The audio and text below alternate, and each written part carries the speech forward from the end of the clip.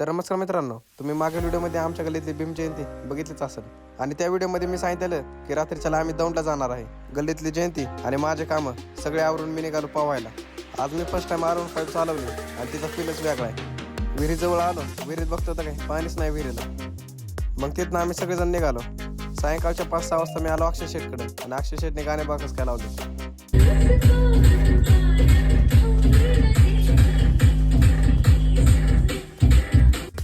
जशी रात्र झाली तसं आम्ही निघायला सुरुवात केली. पहिल्यांदा आलो पेट्रोल पंपावर पेट्रोल टाकायसाठी. पेट्रोल टाकून आम्ही निघालो आणि सिटी टेक फाट्याजवळ असलेल्या पेट्रोल पंपावर आम्ही जेवणासाठी थांबलो. गाड्या फुल स्पीडमध्ये पळवल्या आणि लगेच पोहोचलो आम्ही दौंडमध्ये.